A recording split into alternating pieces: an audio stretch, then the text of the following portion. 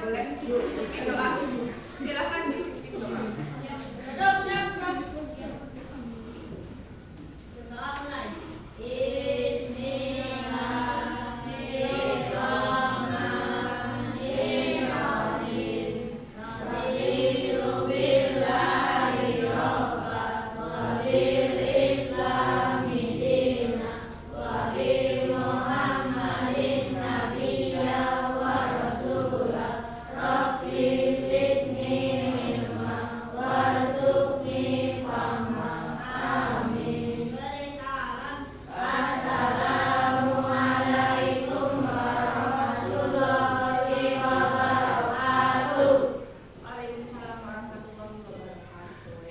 Sebelum memulai pelajaran hari ini, kita mau menyanyikan salah satu lagu nasional ya.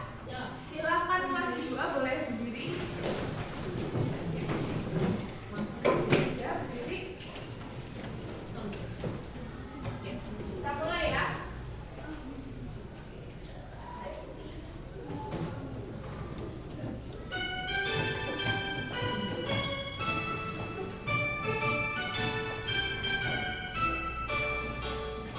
Dari Sabang sampai Merauke, berjejer pulau-pulau, sambung menyambung menjadi satu, itulah Indonesia. Indonesia tanah airku, aku berjanji padamu, menjunjung tanah airku, tanah airku Indonesia.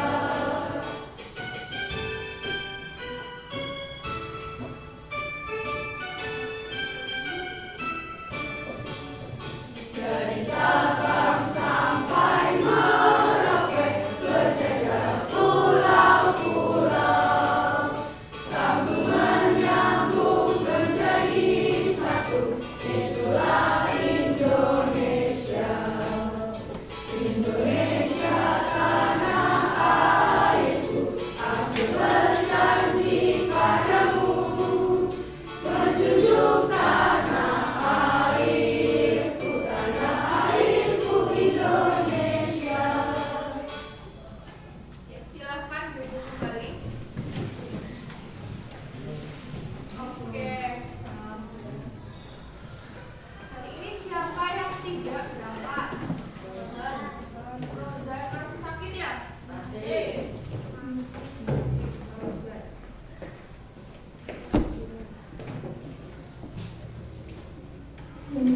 Terus siapa lagi? Rafael nggak tahu. Rizky kenapa? Sakit. Ada lagi? Naura dispen ya? Enggak. Selain Mila dispen. Kenapa lomba juga? Oke. Coba satu-satu ya, diambil ya. Amelia.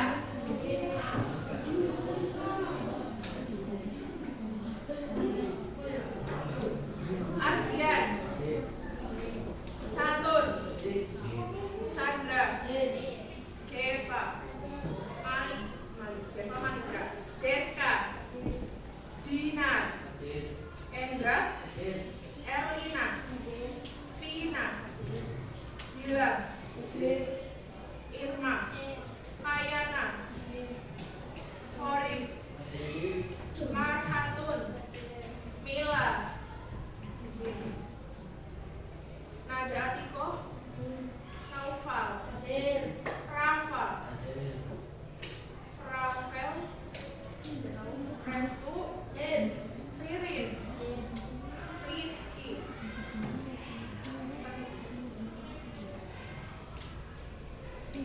Royan. Rozan. Sakit. Safwana. Safwana Naura. Izin. Ya.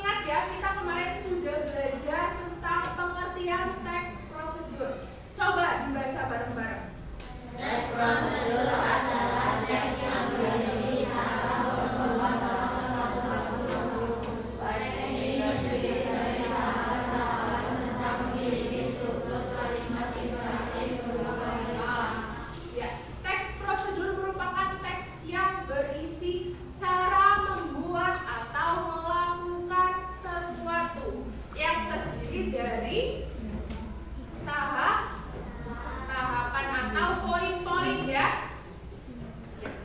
Bisa dilanjut?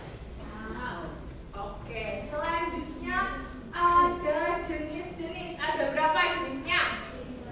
Yang pertama apa? Sederhana. Sederhana biasanya ada berapa langkahnya? 1 sampai 2. Contohnya, cara login suatu aplikasi seperti Facebook atau Twitter. Gimana cara login Facebook atau Twitter? Memasukkan email dan kata sandi. Betul. Yang kedua, ada teks prosedur kompleks.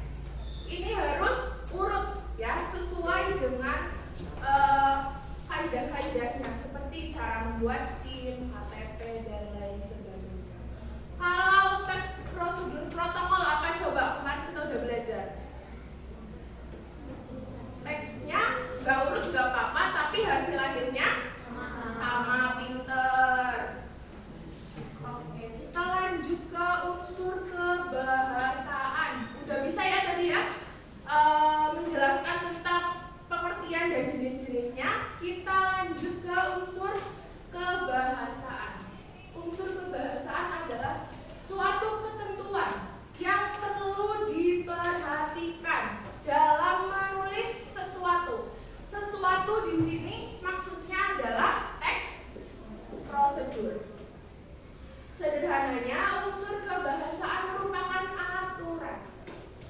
Aturan yang terkait dengan penggunaan bahasa.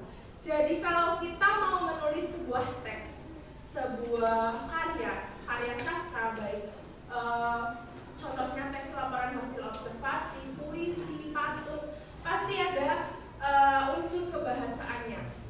Jadi untuk aturan penulisan gitu ya. Jadi suatu teks bisa dikatakan ini teks prosedur kalau ada aturannya sudah sesuai dengan kaidah-kaidah kebahasaannya gitu ya. Lanjut. Ada kalimat pelesapan, kemarin sudah belajar ya kalimat pelesapan? Kalimat pelesapan adalah penghilangan bagian tertentu yang sama dan sudah disebutkan pada kalimat sebelumnya. Jadi biar nggak boros kalimatnya ya, nggak diulang berkali-kali gitu. Itu namanya kalimat pelesapan, dilesapkan, dikurangi yang sudah disebutkan di kalimat pertama, berarti di kalimat selanjutnya tidak perlu. Oke, kita ingat kembali ya, ini ada kalimat ajakan dan kalimat larangan. Kalimat ajakan adalah kalimat yang mengharapkan suatu tindakan dari seseorang yang diajak bicara atau yang membaca. Kalau teks prosedur dibaca atau didengarkan?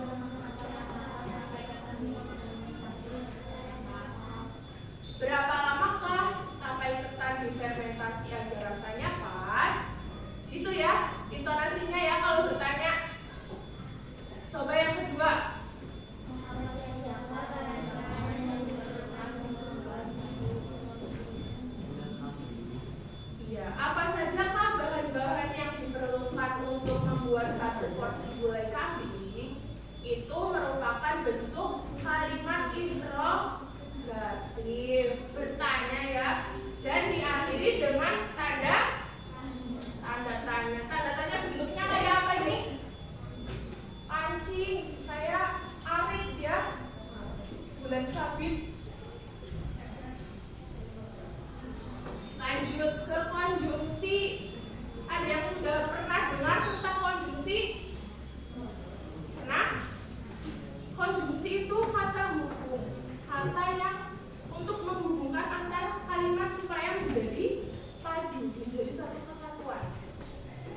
Kata hubung digunakan untuk menjelaskan urutan. Kalau dalam teks prosedur ini buat urutan ya, untuk melakukan sesuatu atau menyampaikan tata cara dan tahapan. Ingat ya, untuk menjelaskan urutan, jadi untuk melengkapi urutan. Kalau teks prosedur kan ada cara membuat nasi goreng, ada langkah-langkah ya. Nah, di situ biasanya konjungsinya dipakai untuk melengkapi kalimat-kalimatnya. Nah, konjungsi itu ada 3 kalau di teks prosedur. Yang pertama ada konjungsi temporal, menandai urutan waktu. Contohnya, kemudian, selanjutnya, lalu, setelah itu. Ini kan waktu ya. Selanjutnya, lalu, setelah itu kan yang nantinya akan dilakukan itu waktu, berkaitan dengan waktu. Yang kedua ada konjungsi persyaratan. Konjungsi persyaratan merupakan kata hubung yang menyatakan syarat seperti andai, asalkan, jika. Contohnya, jika sudah memanaskan air selama 1 menit, kemudian masukkan bawang putih, misal masak sayur bening, bawang putih dan bawang merah gitu ya. Itu kan ada syarat. Syaratnya kalau airnya sudah blubub ya, sudah mendidih, maka langsung dimasukkan bawang gitu ya. Bisa mengerti kalau persyaratan ada hal yang sudah dilakukan baru hal selanjutnya dilakukan. Yang ketiga, konjungsi penambahan, bermakna tambahan, menambahkan. Contohnya ada selain itu, pun, oleh karena itu, di samping itu. Contohnya ada apa? Contohnya tambahkan gula, garam, selain itu lada, gitu ya. Tambahan, penambahan biasanya digunakan di akhir. Lanjut. Kemudian ada numeralia. Numeralia itu apa dari bahasa Inggris? Number. Number itu artinya apa? Angka. Nah, numeralia. Numeralia itu biasanya kata bilangan atau angka yang digunakan untuk mengurutkan.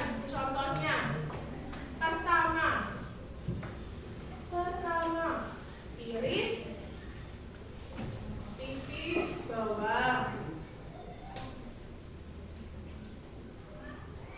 Kedua, tumis.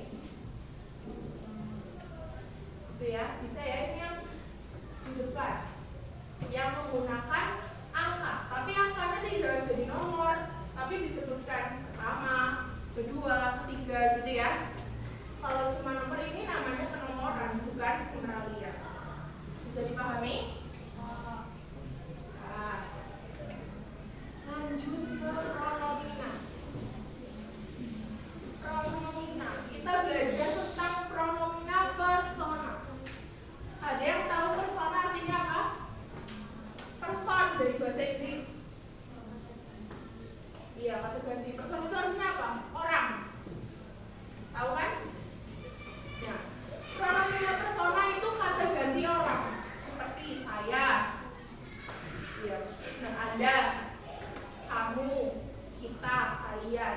Iya. Contohnya, setelah itu koreksi rasa agar rasa masakan semakin mantap. Masukkan bawang goreng sesuai dengan selera Anda. Ini merupakan pronomina. Pronomina apa? Mana suaranya coba? Pronomina apa?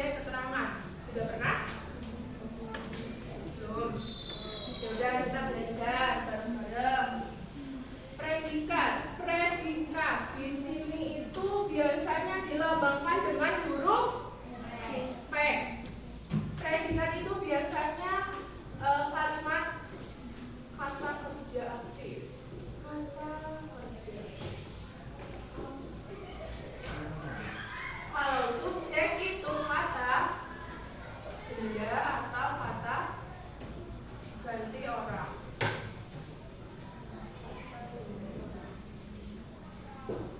Bisa dimengerti? Coba, kalau kalimat inversi itu ada beberapa ciri-cirinya. Kita belajar tentang ciri-ciri kalimat inversi. Yang pertama berpola P, kemudian S. Jadi predikatnya mendahului subjek. Yang kedua, dapat ditambahkan dengan imbuhan lah atau contohnya potonglah, potonglah. Ini apa?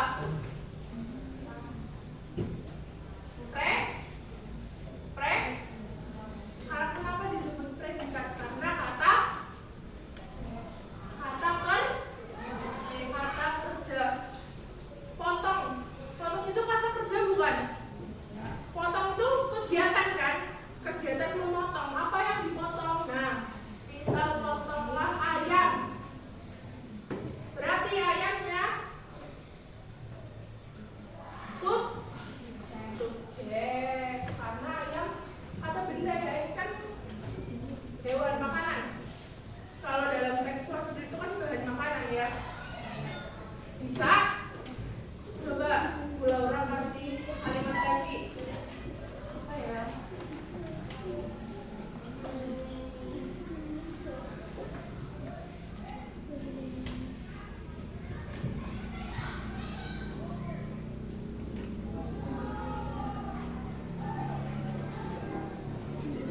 Coba ini kalimat apa? Predikatnya yang mana? Masukkan ke predikat, pinter. Kemudian dua potong cabai itu apa? Subjek, pinter. Nah gitu ya. Jadi kalimat inversi itu predikatnya dulu baru subjek. Yang ketiga, memiliki sifat seperti kalimat pasif. Ada yang tahu kalimat pasif? Kalimat pasif itu kalimat yang bendanya, misal potonglah ayam, yang dipotong itu ayam, bukan ayam yang memotong.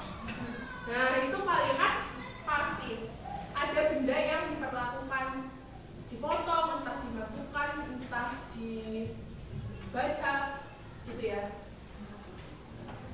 Yang selanjutnya 4, verba ada dan adalah dapat digunakan untuk mengawali kalimat. Verba ada dan adalah dapat digunakan untuk mengawali kalimat. Yang terakhir, makna kalimat inversi lebih tegas. Lebih tegas ya, karena digunakan untuk menegaskan benda yang digunakan itu, misalnya ayamnya dipotong, itu kan lebih tegas. Yang dipotong ayam, itu ya. Bisa dimengerti? Beneran mengerti enggak? Nanti kalau suruh mengerjakan betul semua ya.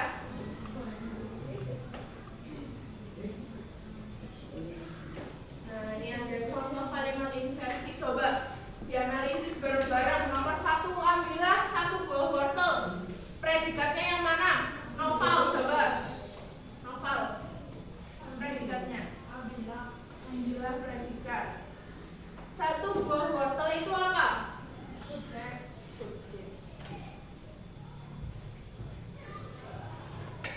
Coba nomor 2. Siapa ya?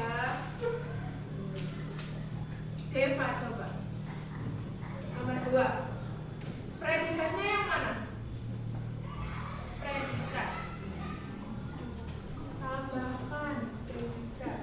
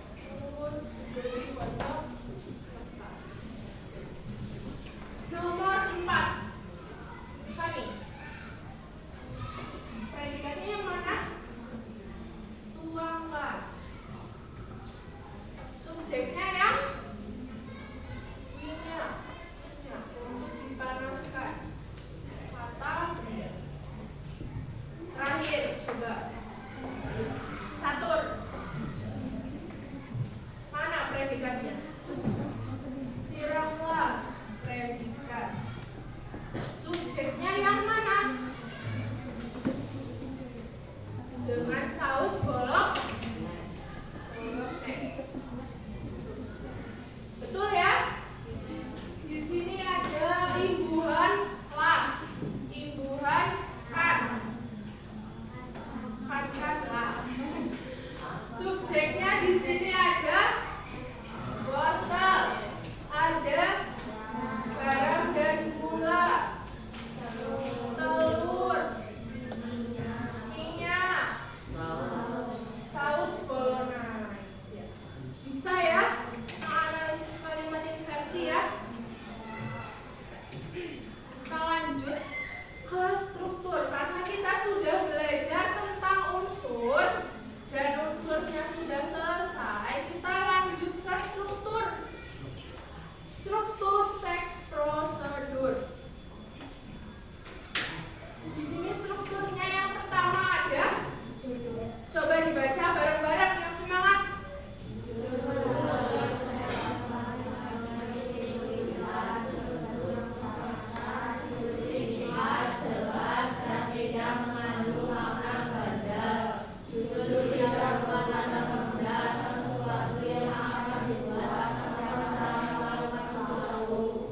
Judul biasanya diletakkan di atas. Contohnya cara membuat nasi goreng kampung. Bu Laura masih menggunakan teks prosedur yang sama ya dari awal karena dari hasil asesmennya kalian paling banyak memilih tentang nasi goreng. Biasanya judul terletak di atas. Kemudian harus relevan dengan isinya. Gak bisa judulnya cara membuat nasi goreng tapi isinya membuat es kopior. Tidak nyambung ya, gak nyambung. Jadi harus relevan dengan isi. Berbentuk frasa yang ditulis singkat, tidak kepanjangan ya. Singkat, tidak mengandung makna ganda, tidak mengandung makna ganda. Bisa dimengerti dari judul? Oke, kita bisa lanjut ya. Nah, yang selanjutnya ada alat dan bahan. Biasanya ini terletak di bawah judul. Habis judul, kemudian ada alat dan bahan. Ini ada alatnya ya, kita tambahin sendiri. Apa kalau bikin nasi goreng biasanya alatnya apa? Wajan, spatula, solet. Solet itu bahasa apa? Spatula, pisau, talenan,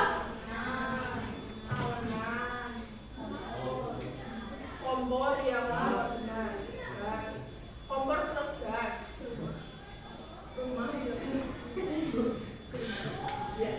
Ini bahan, ini alat ya. Biasanya terpisah karena alat dan bahan itu satu kesatuan yang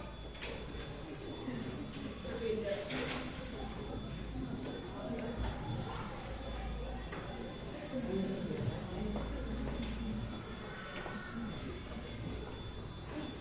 Alat dan bahan. Bagian ini berisi alat dan bahan yang digunakan dalam kegiatan yang menjelaskan dalam teks prosedur. Biasanya itu digunakan untuk menjelaskan ya ketika kita akan membuat nasi goreng, alat dan bahannya itu apa aja. Karena kita akan menghadirkan resep.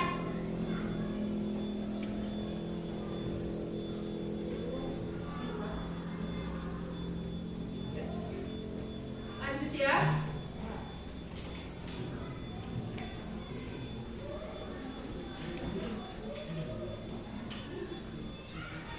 Lanjut ke langkah-langkah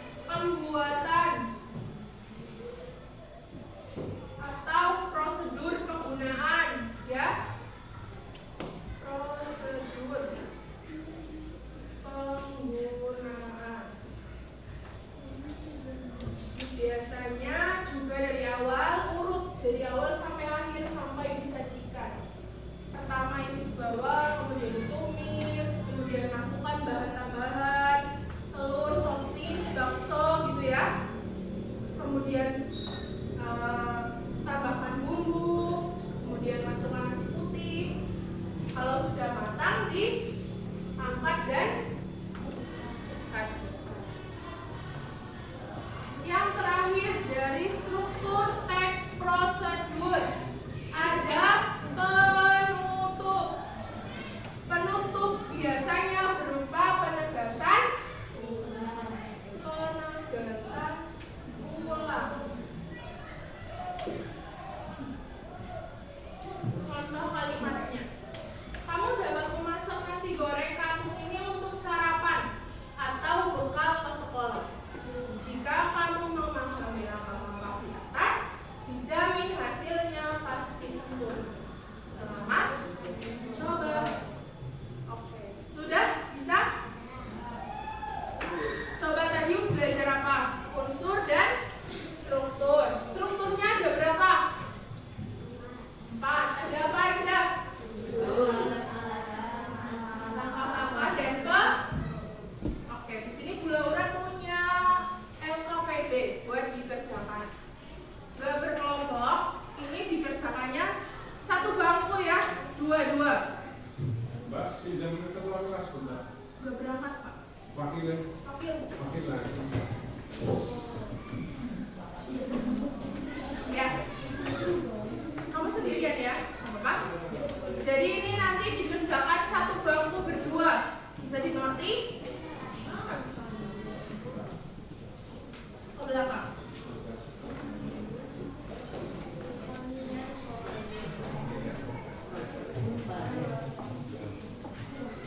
Makasih, Mbak.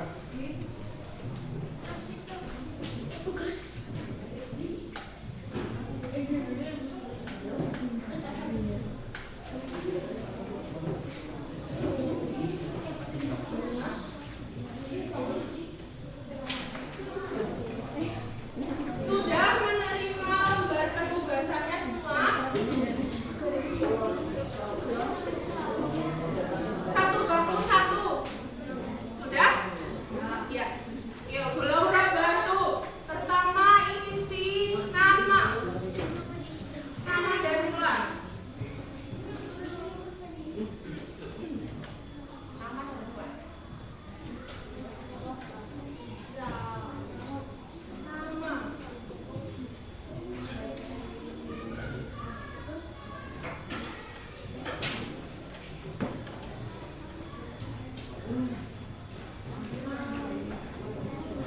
Ya.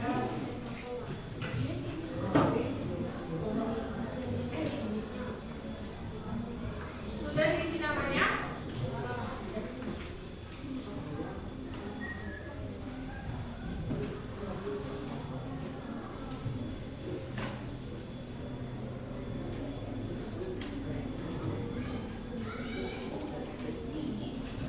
Sudah?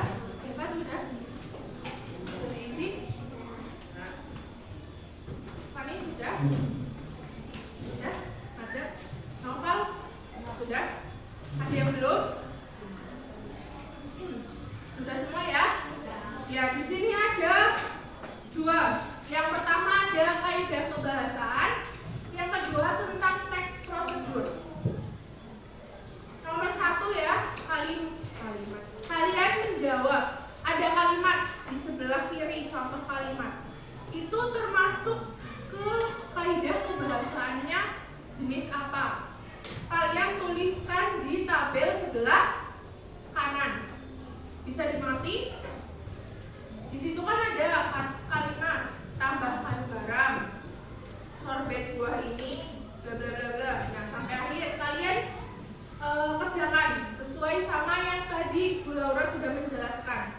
Di LKS juga ada. Tadi kalian nggak nyatet, tapi di LKS ada. Coba dibuka.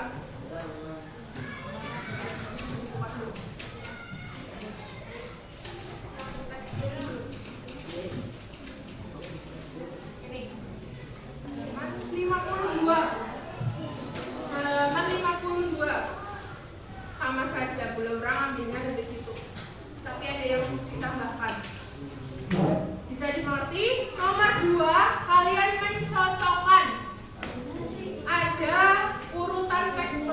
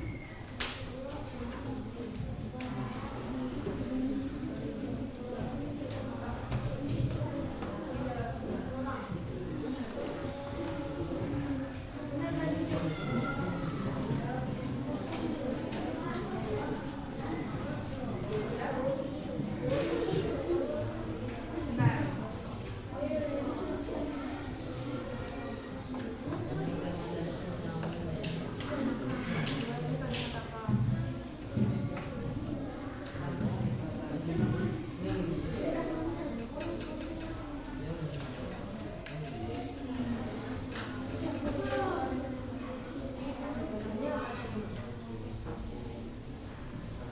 baca.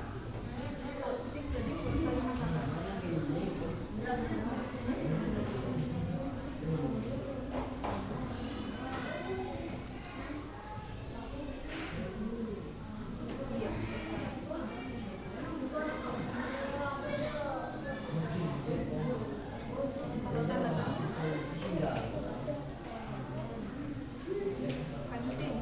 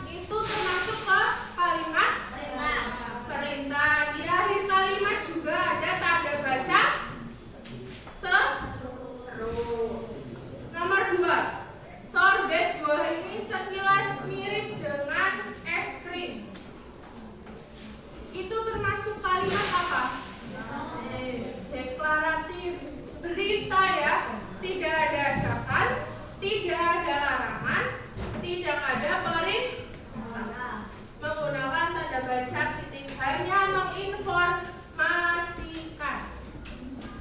Yang nomor 3. Nah, bagaimana? Mudah kan? Ada tanda baca apa di sana? Tanda baca tanya, termasuk ke dalam kalimat interrogatif. Selanjutnya, lalu marinasi ayam selama 15 menit, termasuk ke dalam unsur kebahasaan yang mana? Konjungsi temporal, karena menyatakan waktu. Tempo itu waktu. Selanjutnya, jika sudah matang, selanjutnya tiriskan. Konjungsi persyaratan, karena ada syarat. Syaratnya apa? Jika sudah matang, selanjutnya tiriskan. Itu ya? Bisa dipahami? Lanjut ke kalimat nomor 2 yang terakhir. Pertama, tumis bawang hingga wangi, termasuk ke unsur kebahasaan apa? Numeralia, karena di situ ada penggunaan kata pertama. Kalimat terakhir, coba. Dia sesuai selera Anda. Anda itu kata banding pronomina persona. Person itu orang ya. Yang lain yang masih belum benar boleh dibenarkan. Yang mana?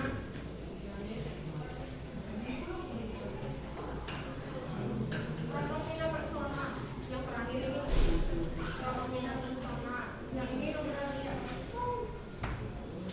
Nomor 2 selanjutnya. Baca lagi. Sorbetnya ketinggalan. Termasuk ke dalam struktur yang mana? Betul. Selanjutnya.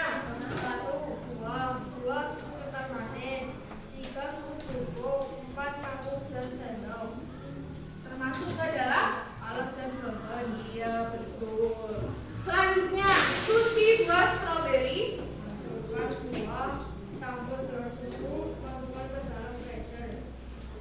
Termasuk ke langkah-langkah proses cara membuat. Ayo dengarkan. Yang terakhir, Gampang kan? Jangan lupa dicoba ya. Aku tunggu. termasuk ke dalam kalimat. Betul. Iya, betul semua? Ya, silahkan duduk. Coba yang salah 1, salah 2, salah 3, salah 4, salah 5, salahnya lebih dari 5. Gak ada? Alhamdulillah, pintar-pintar ya. Tepuk tangan buat kita semua. Selanjutnya, Bu Laura punya kuis seperti biasa, tapi di sini kuisnya beda. Ada rewardnya, ada jajannya, ada hadiah kalau kalian mau maju. Di sini ada lintingan ya, lintingan. Isinya itu ada kalian jawab pertanyaan, kemudian dapat coklat, atau kalian gak jawab pertanyaan tapi cuma dapat permen. Di sini nanti ada yang